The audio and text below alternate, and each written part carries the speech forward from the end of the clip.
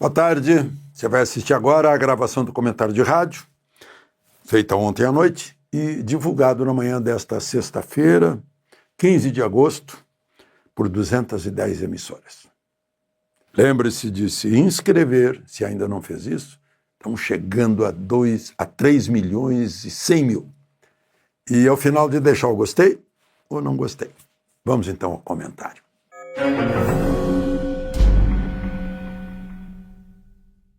Bom dia! Hoje pode ser um dia de uma notícia de paz. Trump está se encontrando, é o anfitrião de Putin no estado americano do Alasca, que os americanos compraram dos russos em 1867, por um pouco mais de 7 milhões de dólares. Bem mais caro que aquele apartamento lá em Key Biscayne, na Flórida, que teria sido comprado à vista por um ministro do Supremo. Bom, a grande expectativa é conseguir de Putin uma paz na Ucrânia. Ele já conversou com Zelensky, havia conversado várias vezes com Putin, e conseguiu paz depois de 30 anos de guerra entre Azerbaijão e Armênia. Tem lá uma via Trump da paz e da prosperidade, em homenagem a ele por ter conseguido. Falou em paz entre Paquistão e Índia, Camboja e Tailândia.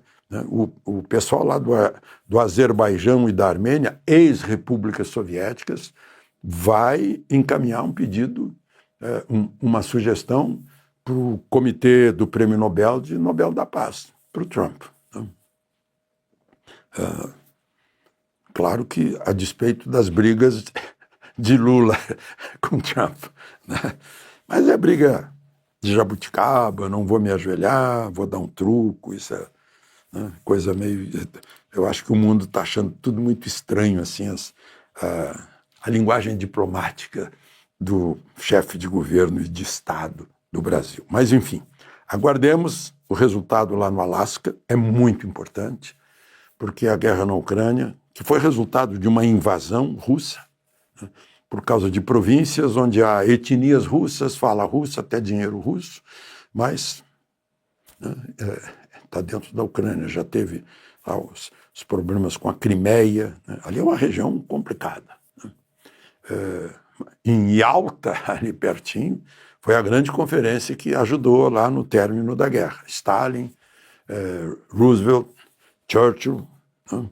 Bom, mas voltando a essa questão Trump e Brasil. Trump está se queixando, uma da perseguição a Bolsonaro, né? E outra, ele diz que o Brasil sempre cobrou muita taxa contra os Estados Unidos. Lula já disse que não, que o Trump está mentindo e tal. Então a gente está com essa história nesse pé. Mas eu queria falar de uma outra questão também com vocês, porque vocês viram aí, né? Esse sujeito lá em Minas Gerais que matou um lixeiro, né, porque o caminhão do lixo estava atrapalhando a passagem dele. E ele ameaçou a motorista do caminhão do lixo, já com uma arma na mão, uma pistola. E sabe de quem era a pistola? Da mulher dele. Sabe quem era a mulher dele? Quem é a mulher dele? Uma delegada de polícia. Ele estava com a arma da delegada de polícia, mulher dele, e se sentindo o poderoso. É um sujeito de 47 anos, que é uma montanha, a gente vê que ele está cheio, está bombado de academia. Os jornalistas chamam ele de empresário, não é empresário coisa nenhuma. Empresário é o Jorge Gerdau e o Rampeter, Antônio Emílio de Moraes, né? Ele é comerciante de bebidas, né? Sem nenhuma... Adoro os comerciantes de vinhos, por exemplo, né? Mas, enfim, o sujeito deu um tiro, já que o caminhão estava dificultando a passagem dele, ele passou, mas deu um tiro no peito de um dos lixeiros e matou o lixeiro, que tem família. E ontem foi a audiência, mais uma audiência com ele, foi confirmada a prisão preventiva dele, porque ele tem um passado de agressão, registro policial de São Paulo. Ele já é uma pessoa violenta. Eu fico pensando, né? Como é que um sujeito desse Não, certamente ele não tinha porte de arma. A corregedoria está investigando, inclusive, a atitude da mulher dele, que já alegou que não sabia de nada. Certamente alegou que ele pegou a arma sem ela saber, essas histórias aí. É uma coisa horrível quando a gente vê um caso desse. E, bom, o avião russo, que estava pousado 3 dias no aeroporto de Brasília e ninguém ficou sabendo o que tem dentro desse avião, ele veio da Rússia, passou pelo Azerbaijão, fez uma escala lá um Ilyushin, 4 motores, 4 turbinas, Ilyushin 76, é um gigante. Fez ainda uma escala na Guiné e depois pousou em Brasília, saiu de Brasília, pousou em Santa Cruz de la Sierra, na Bolívia, depois na capital da Colômbia, né, em Bogotá, e por fim não, ele está indo para Cuba, o que tudo indica, Caracas.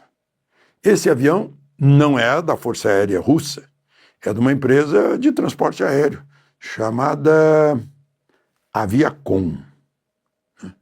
E parece que vai para a Havana. Ele está sancionado pelo governo americano porque é um transportador de armas para ditaduras. E passou no aeroporto de Brasília 3 vezes, no registro da ANAC, né, segundo a Aerdim, não tem nenhum registro de carga, né? Seria diplomático, portanto, uma passagem diplomática por aqui, portanto, isenta de inspeção. Aí a gente fica lembrando que logo no início do governo Lula, 2 belonaves sancionadas pelos americanos como terroristas ficaram misteriosamente no Rio de Janeiro, afundeadas lá e depois saíram. Mistérios que são encobertos aí pelos sigilos do governo Lula. De Brasília, Alexandre Garcia. Boa tarde, você vai assistir agora a gravação do comentário de rádio, feita ontem à noite, logo depois do anúncio da prisão domiciliar de Bolsonaro.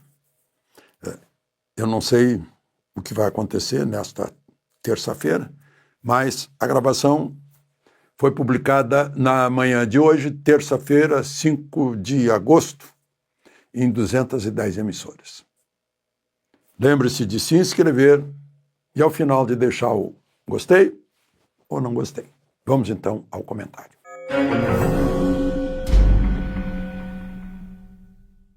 Bom dia. No domingo, Bolsonaro já estava em prisão domiciliar, de fato, porque ele é proibido de sair fim de semana de casa, né? Aí fez a gravação, Flávio ligou para ele, o filho, senador, no palanque em Copacabana lotada, e pedindo uma mensagem dele, né?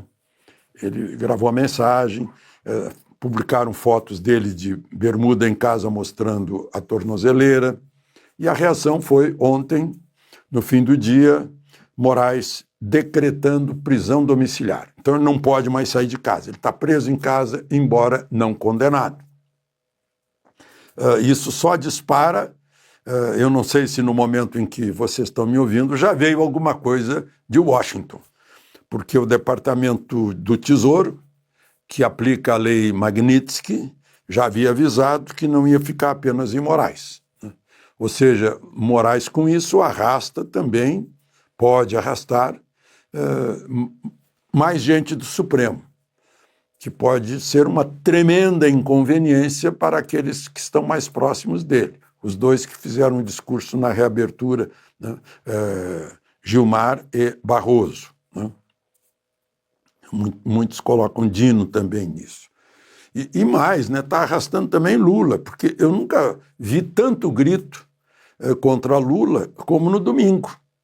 Mas é grito que é de Moraes, em primeiro lugar, e traz de reboque Lula.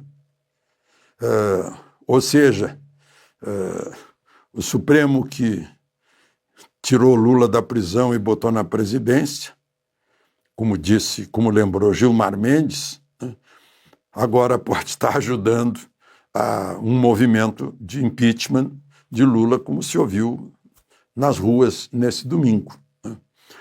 Bom, uma outra questão, ainda do Supremo, o ministro Dias Toffoli, com uma liminar, suspendeu uma ação de improbidade administrativa contra o senador Jacques Wagner, né, que está na Justiça Federal na Bahia. É sobre as obras do estádio para a Copa do Mundo de 2014, quando Jacques Wagner era governador da Bahia. Pois olha, o meu avô, se fosse vivo, ficaria escandalizado com isso. Por quê? Porque Toffoli era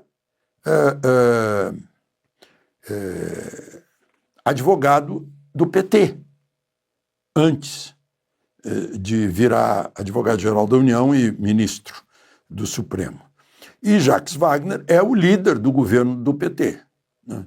O meu avô diria, olha, deveria se declarar impedido, por razões éticas, né? Impedido e passa para outro que não tenha sido do PT para decidir esse assunto. Né? É com base nas provas da Odebrecht, eu não sei de onde, que foram anuladas e tal. Aí eu fico perguntando, né? Só que isso no Supremo já se naturalizou. Mulheres de ministros que têm ações que estão no Supremo, né? Gestos obscenos, isso já se naturalizou. Meu avô já está dispensado de ver essas coisas há algum tempo. Bom, uma outra questão também do Supremo, vocês notaram que a Magnitsky parece que lubrificou a roda emperrada do sorteio de relator? Só dava Moraes. Agora, relator para ver o caso do Daniel Silveira, né, caiu em Fux. Relator para ver um pedido de Lindbergh Faria sobre mandar os bancos brasileiros manterem as contas de Moraes, que é uma maluquice, né, caiu em Zanin. Eu não vi ainda até esse momento nenhuma decisão de Zanin, mas ele não, é a sinuca de bico. Se o Zanin mandar os bancos manterem contas abertas para Moraes, os bancos fecham, porque não tem como funcionar se desobedecer à lei Magnitsky. E se disser que as contas serão bloqueadas sim, não posso atender, Moraes não vai gostar. É uma questão complicada aí. Mas, enfim, parece que a principal questão é essa de um novo quadro com a Magnitsky e a reação de Moraes e a ampliação da aplicação da Magnitsky previsível. Não sei se aconteceu neste momento que vocês estão me ouvindo já, porque eu estou gravando antes. De Brasília, Alexandre Garcia.